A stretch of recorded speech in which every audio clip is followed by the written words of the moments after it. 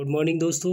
आज हम बात करेंगे एमए प्राइवेट और प्राइवेट में भी first year contemporary political theory, राजनीतिक समकालीन राजनीतिक सिद्धांत। देखिए ये एमए पॉलिटिकल साइंस में एक क्वेश्चन पेपर है फर्स्ट ईयर में, एमए फर्स्ट ईयर। तो ये पेपर का देख लीजिए, इसका नाम है कंटेम्प्रेरी पॉलिटिकल थ्योरी। तो चलिए आज हम इसमें आपको एक मॉडल पेपर कराने वाले हैं, किस तरीके से आपको एग्जाम में क्वेश्चन पेपर देखने के लिए मिल सकता है। ये उसी पर आधारित प्रैक्टिस सेट है। देखिए सबसे पहले आप जान लीजिए ये किसके लिए इंपॉर्टेंट होने वाला है। चौधरी चरण सिंह विश्वविद्यालय मेरठ के स्टूडेंट्स के लिए इंपॉर्टेंट होने वाला है, ठीक है। और यहाँ से बाहर क्वेश्चन मुश्किल ही जाएंगे, इसी टाइप से क्वेश्चन पूछे जाएंगे आपको। देख लीजिए टाइम आपको मिलने वाला है 3 घंटे का, और जो मैक्सिमम मार्क्स होंगे 100 मार्क्स का आपका क्वेश्चन पेपर होने वाला है। और फ्रेंड्स फर्स्ट ईयर में किसी भी प्रकार का कोई प्रैक्टिकल है नहीं, तो इसलिए पूरे 100 मार्क्स का होने वाला है। तो चलिए निर्देश पढ़ लीजिए। सबसे पहले आपको निर्देश दिए, किन्हीं 5 प्रश्नों के उत्तर दीजिए और सभी क्वेश्चंस के आंसर देने आपके लिए मैंडेटरी हो चुके हैं, ठीक है। और सभी के लिए जो मार्क्स हैं वो सेम है, ओके। देखिए नोट देख लीजिए, attempt any 5 questions, all questions carry equal marks. First question is राजनीतिक सिद्धांत का महत्व बताइए। बहुत आसान है, आप इसको कम से कम 150 शब्द में लिखेंगे क्वेश्चन को, और ज़्यादा में ही, क्योंकि 5 क्वेश्चन लिखने हैं तो 3 घंटे का टाइम है, थोड़ा बड़ा करके लिखिएगा। और कोशिश करिए कि आप वेन डायग्राम, फ्लो स्ट्रक्चर और फ्लो चार्ट्स और डायग्राम्स, इन सभी का प्रयोग अपने इसमें करें। हेडिंग्स, ठीक है, ब्लैक ब्लू पेन तो करने का कोशिश करें अगर आपको अच्छे नंबर लाने हैं तो। इस पर भी हम वीडियो जल्द ही बनाएंगे, कैसे आपको उनको सबको करना है। सेकंड क्वेश्चन देखिए, राजनीतिक सिद्धांत के ह्रास के संक्षेप में लिखिए कारण। देखिए राजनीतिक सिद्धांत मतलब जो राजनीति है उसके जो सिद्धांत हैं उनका एक तरीके से डिक्लाइन कैसे होता है, उसके रीजंस बताने हैं आपको, और इन शॉर्ट में बताना है, ठीक है। शॉर्ट मतलब वही 150-200 शब्द में, इसका मतलब ये हुआ। क्वेश्चन नंबर 3, उत्तर व्यवहारवादी क्रांति के कारण और विशेषताएं लिखिए। देखिए क्वेश्चन सारे ही आसान हैं, मात्र एक एक बात बतानी और आप सबको लिख ले जाएंगे। और इन क्वेश्चन को अगर आपको लिखना है बहुत आसान तरीके से, कैसे, बहुत कम पढ़ करके, हमारी क्लासेस ज़रूर ज्वाइन करिएगा। आने वाले टाइम में हम इन पर वीडियोस ज़रूर अपलोड करेंगे। क्वेश्चन नंबर 4 देखिए, बहुसांस्कृतिकवाद क्या है, ठीक है। यह है पॉलीकल्चरलिज्म, ठीक है, बहुत आसान है पॉलीकल्चरलिज्म।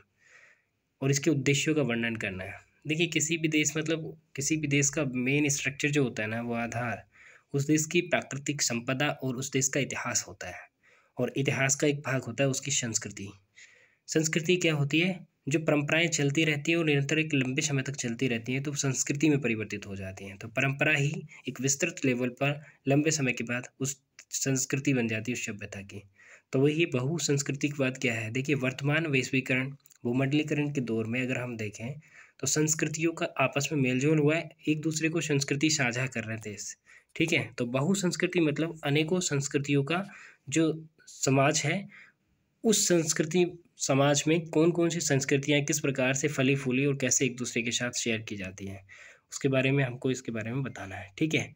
और उसके उद्देश्य क्या होते हैं बहुसंस्कृतिवाद के। पॉलीकल्चरलिज्म के जो मेन एम्स होते हैं वो क्या होते हैं, तो इस पर बातचीत। देखिए कोई भी कंट्री अगर वो नेशनल लेवल पर या इंटरनेशनल लेवल पर अपने संबंध अदर कंट्रीज के साथ करना चाह रहे हैं, तो सबसे पहला मेन इंपॉर्टेंट फैक्ट होता है कि जो राष्ट्रीय हित को आधार में रखकर ना संबंध स्थापित किए जाते हैं।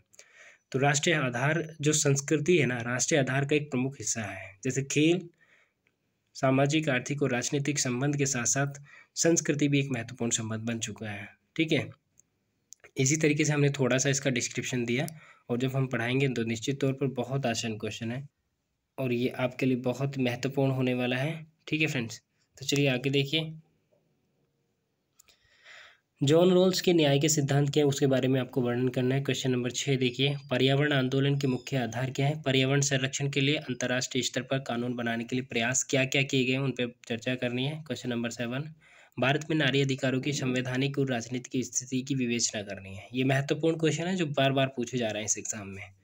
और पूर्व देशीयता से आप क्या समझते हैं, पूर्व देशीयता किस प्रकार उपनिवेशवाद को या उपनिवेशवाद से भिन्न और या उसके समान है। देखिए पूर्व देशीयता, और इसने पूछा है वो किस प्रकार से उपनिवेशवाद मतलब कॉलोनलिज्म।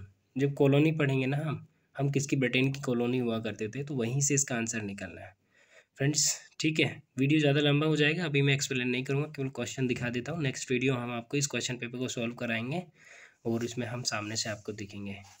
नेक्स्ट, अस्तित्ववाद की विवेचना। ठीक है, क्वेश्चन नंबर 10 देखिए, इन चारों को करना है। अगर आप 10 को अटेम्प्ट करते हैं, क्वेश्चन नंबर 10 को, तो इन चारों के बारे में आपको लिखना पड़ेगा। ये नहीं कि 2 लिख दीजिएगा, तो नहीं, ये नहीं, चारों को लिखना है आपको। ठीक है, और देखिए इसने ना दिखा दिया है, 2% से टिप्पणी लिख पाई है। अमर्त्य सेन का सामाजिक न्याय। अमर्त्य सेन पता है आपको, एक इकोनॉमिस्ट हुए हैं बहुत बड़े इंडिया के, जिन्हें नोबेल पुरस्कार मिल चुका है। नव मानवतावाद और सामुदायिकतावाद और राजनीतिक सिद्धांत का पुनरुत्थान कैसे कैसे होता है, रीजनरेशन। ठीक है, तो ये थे कुछ महत्वपूर्ण क्वेश्चन। पूरा पेपर ही है, महत्वपूर्ण क्वेश्चन नहीं है, तो आप प्लीज़ फोकस करें और इस टाइप से आपके क्वेश्चन पूछे जाने हैं। और आपको इन क्वेश्चन पेपर से कुछ भी रिलेटेड क्वेरी हो, आपको क्या कराना है, तो आप ज़रूर कमेंट बॉक्स में टाइप करें, हम वो सब करने का ट्राई करेंगे। Okay friends, thank you so much, take care, और अपने पेपर का ध्यान रखिए। 15 मार्च से आपके पेपर आ चुके हैं। Please focus on your study, because time बहुत कम है। ठीक है, 3 घंटे का पेपर है और आपको कम से कम 4-4, 5-5 पेज में क्वेश्चन का आंसर लिखना है। ज़्यादा लिखेंगे तो ज़रूरी है, तभी मार्क्स मिलता है यूनिवर्सिटी में। और उसके लिए कैसे कम लिखने के बाद भी मार्क्स अच्छे लाएंगे, उस पर भी वीडियो हम क्रिएट करेंगे। ठीक है, thank you so much, take care.